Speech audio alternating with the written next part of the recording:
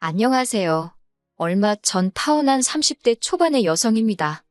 저보다 3살 많은 남자친구와는 직장 동기로 만났어요. 당시 저는 대학원을 마치고 입사한 상황이었고, 남자친구는 군대도 다녀오고 아예 다른 분야에서 일을 하다가 진로를 바꿨다고 했지요. 그 해에 회사에서 사람을 몇 명 안 뽑기도 했고, 제가 일하던 부서가 워낙 일이 바쁘기도 해서 어쩌다 보니 남자친구에게 초반부터 의지를 많이 했네요. 그렇게 얼마간은 친한 동기 사이로 지내다가 자연스레 연인 사이가 되었습니다. 그리고 작년 여름에 남자친구 입에서 결혼 이야기가 나왔지요. 남자친구를 진지하게 만나고 있던 건 맞지만 저는 일에 대한 욕심도 있었기에 결혼은 30 중반쯤 하고 싶었던 게 사실이에요. 하지만 남자친구는 하루빨리 결혼을 해서 가정이 주는 안정감을 느끼고 싶다 했지요. 그리고 지금에서야 곰곰이 생각해보니 남자친구가 만날 때마다 어찌나 적극적으로 결혼 타령을 해댔던지 나중에는 제가 약간 세뇌가 돼버렸던 것 같기도 하네요. 본격적으로 결혼 이야기가 오간 건 아마 작년 10월쯤이었을 거예요. 날씨가 좀 쌀쌀해졌다 싶었을 무렵 시댁에 인사를 드리러 갔던 기억이 나거든요. 사실 시댁에 가기 전에 남자친구로부터 어느 정도 시댁에 대해 들은 이야기가 있었기 때문에 큰 기대 같은 건 없었습니다. 일단 제 배경부터 이야기해보자면 저희 아버지는 여대 교수시고 어머니는 전업주부세요. 아버지와 결혼하시기 전에는 잠깐이나마 화가로 활동하셨는데 저를 임신하시면서 이후로는 취미생활로만 그림을 그리고 계시지요. 그리고 저희 친가 쪽이 예전부터 재산이 꽤 있는 집안으로 알고 있습니다. 그래서 저희 부모님도 저도 오늘날까지 이래저래 경제적으로 어려움 없이 살았고 큰 사건 사고나 이변이 있지 않는 한 앞으로도 그렇지 않을까 싶어요. 반면 남편의 배경은 절대로 제가 잘났다거나 특별하다는 이야기는 아닙니다만 저에 비하면 긍정적인 상황은 못 되었네요. 일단 아버님께서는 젊은 시절에는 공직에 계셨다고 들었는데 무슨 연유인지는 모르지만 몇 년 전 스스로 관두셨다 들었습니다. 이후로는 아는 분 건설사무소에서 이것저것 일을 도와주고 계시다 했고요. 어머님의 경우 어머님 아버님이 사시는 동네에서 작은 미용실을 하고 계십니다. 참고로 두 분이 살고 계신 집은 자가가 아니라 전세인데 남자친구 말로는 보증금만 2억이 넘는 빌라기 때문에 두 분이 원하기만 하면 언제든 수도권 아파트 정도는 살 수 있다고 하더라고요. 물론 이 이야기를 들을 때 저는 속으로 요새 수도권에 2억으로 살만한 아파트가 있긴 한가 싶기도 했고 또 그렇다고 두 분에게 빚이 있는지 없는지 남자친구가 제대로 알고는 있는 건가 궁금하기도 했지만 제 재산도 아니고 그렇다고 남자친구의 재산도 아니고 무려 남자친구 부모님의 재산인데 제가 나서서 이러쿵저러쿵 말하는 게 예의는 아니다 싶어서 혼자 생각만 하고 말았네요. 아무튼 시댁의 사정을 어느 정도 알다 보니 인사를 드리러 가던 날도 크게 기대가 있던 건 아니었어요. 그럼에도 불구하고 처음 시댁에 인사를 드리러 간 날 어머님의 첫마디가 따로 도와줄 형편은 안 된다였을 땐 솔직히 기분이 좋지는 않았네요. 하지만 어머님 말씀이 해주는 게 없으니 당신도 저한테 바라는 게 없다며 그저 저희 둘이서만 알콩달콩 잘 살면 그걸로 만족하신다고 하더라고요. 그래, 바라는 것도 없으시다 하니 서운해하지는 말자 그렇게 생각했네요. 이후로 남자친구와 상의 끝에 이렇게 된 이상 이참에 허례허식은 생략하자 했습니다. 남자친구가 따로 집을 해오는 것도 아닌 만큼 서로 예산에 맞춰서 집도 전세든 월세든 구하고 혼수도 적당한 선에서 해결하자고요. 또한 저는 평소에 액세서리를 좋아하는 편도 아니어서 이참에 예단하고 예물도 생략하자 했습니다. 그리고 그때는 남자친구도 흔쾌히 그렇게 하자 했고요. 그리고 이 모든 이야기가 상견례 자리에서도 다시 한번 나왔고 양쪽 집안 부모님 모두 저희 둘의 의견을 존중해주기로 하셨습니다. 그런데 며칠 뒤 제 연락처는 어떻게 아신 건지 어머님께서 연락을 다 해오셨더라고요. 저한테 따로 할 이야기가 있으시다며 회사 근처에 왔으니 저녁 식사라도 같이 하자시대요. 그런데 솔직히 저는 어머님을 따로 혼자서 뵙고 싶지는 않았어요. 그래서 남자친구에게 같이 나가자 했는데 남자친구가 할 일이 많아서 오늘은 무조건 야근을 해야 한다고 안 된다 하더라고요. 그래서 그러면 어머님께 나도 야근이라고 말하겠다고 하니까 남자친구가 정색을 하면서 그래도 어머님이 따로 할 이야기가 있다고 하시지 않냐며 죄 지은 것도 없는데 왜 피하냐고 그러더라고요. 물론 죄 지은 거야 없었지만 어색할 것 같기도 했고 남자친구는 그런 저를 달래며 이참에 둘이 친해지면 좋지 않겠냐고 기분 좋게 나가달라 하대요. 남자친구가 정말이지 한껏 서운한 표정을 지으면서 사정을 하니 계속 싫다고 고집을 피우기도 어렵고 그렇게 회사 앞 식당에서 어머님을 만나 저녁을 먹었습니다. 후식을 기다리고 있는데 어머님께서 먼저 말문을 여시더라고요. 당신이 곰곰이 생각해봤는데 그래도 저한테 아무것도 안 해주자니 마음이 편치가 않으시답니다. 그러면서 뜬금없이 다이아 반지를 해주겠다고 하시는 거예요.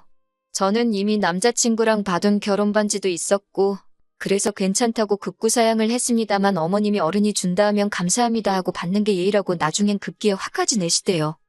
그래서 어쩔 수 없이 그런 감사한 마음으로 받겠다 하니 어머님께서 하시는 말씀이 대신 저희 아버지한테도 말씀드려서 남자친구한테 시계라도 하나 해주라고 하시더군요.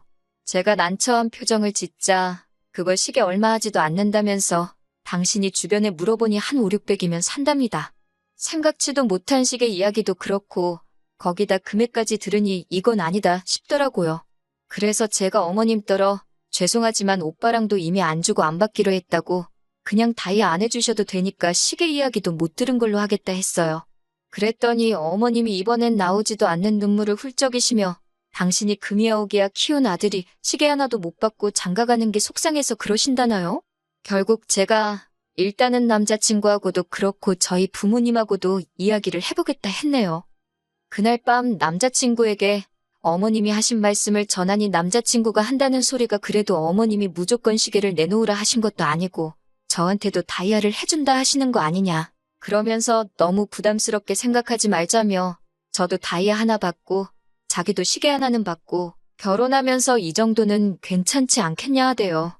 갑자기 말이 바뀐 남자친구의 태도가 탐탁치는 않았지만 이 이야기를 들으신 저희 부모님께서도 너무 안 주고 안 받는 것보단 그게 낫겠다 하시더군요. 그래서 이때는 저 스스로 어머님 말씀을 내가 너무 예민하게 받아들였나 싶어서 반성까지 했다니까요. 그리고 한 일주일쯤 지났을까 어머님이 반지 맞추러 가게 어디로 오라며 주소 하나를 보내셨더라고요. 저는 당연히 백화점이나 하다못해 종로로 갈 줄 알았는데 주소를 확인해보니 어머님 아버님 댁 근처에 있는 금은방이었습니다. 느낌이 뭔가 쎄했지만 금은방 생긴 게 마음에 안 들어서 안 갈래요. 그럴 수는 없잖아요. 그래서 일단 오라는 대로 갔지요. 아니나 다를까 이렇게 표현하자니 그렇지만 아직도 이런 금은방이 있나 싶을 정도로 오래된 금은방이었습니다. 언뜻 훑어봐도 제 마음에 드는 디자인은 하나도 없을 것 같았지요. 한편 어머님이 주머니에서 주섬주섬 무언가를 꺼내셨는데 그건 한눈에 봐도 오래된 반지였습니다. 저걸 왜 가져오셨나 싶었는데 어머님이 먼저 하시는 말씀이 당신한테 의미 있는 반지라서 저한테 물려주려고 그런다는 거예요. 포장해서 말씀하신 게 물려주는 거지. 솔직히 저는 어머님이 하시던 반지를 물려받는 거라고는 생각을 못했기에 너무 황당했어요. 그런데 더 웃긴 건 금은방 아저씨가 이리저리 보시더니 아무래도 가운데 달린 건 진짜 다이아가 아닌 것 같다고 하시더라고요. 그러자 어머님이 그럴 리가 없다며 허둥지둥 하시는데 제가 다 민망해서 낯을 들 수가 없었습니다. 결국 금은방에서 나와 제가 먼저 어머님께 다시 말씀드렸어요. 이미 오빠랑 받은 반지도 있었고 저는 정말 다이아 안 받아도 괜찮다고요. 그랬더니 어머님께서 그러면 당신 아들 시계는 어쩌냐입니다. 이때는 저도 솔직히 좋은 말이 안 나가서 그러면 어머님이 장가가는 아들 선물해준다 생각하고 하나 해주시면 되지 않겠냐고 물었습니다. 어차피 저한테 반지 하나 사주시는 것도 돈이 꽤 들 텐데 그 돈으로 차라리 시계를 사주시라고요. 틀린 말이 아니어서 그런지 어머님도 못마땅한 표정만 지으셨을 뿐 별다른 말씀은 더 안 하시대요. 그리고 며칠 뒤였습니다. 남자친구 말이 저희 아버지를 만나기로 했다더라고요. 생각지도 못한 일이라서 둘이서 왜 만나냐, 뭐 하려고 만나냐 물으니까 백화점에 가기로 했대요.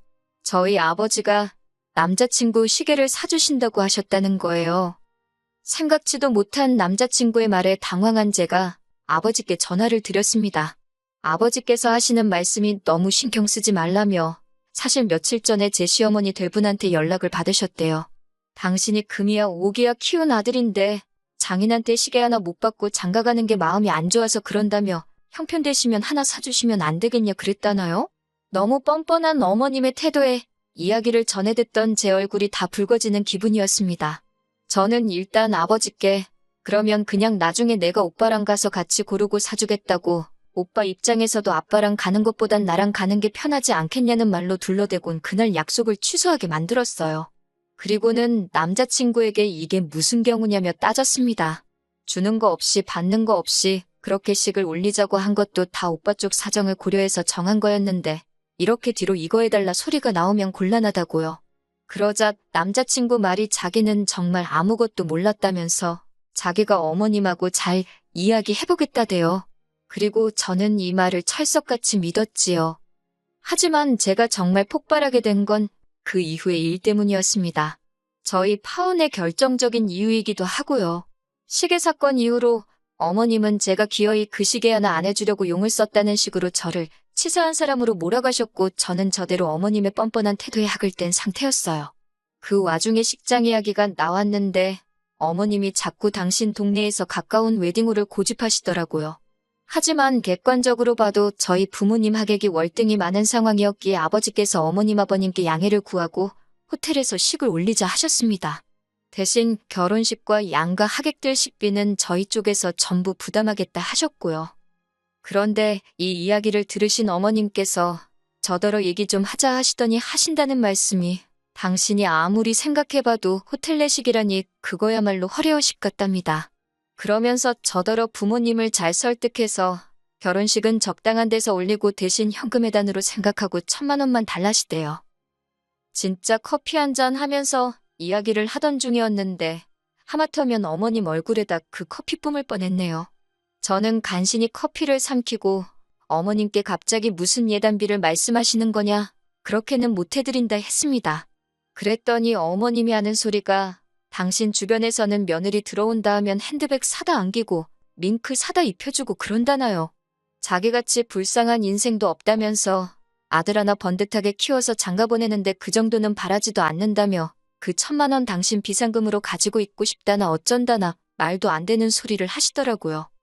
결국 참다 못한 제가 단도직입적으로 말씀드렸습니다.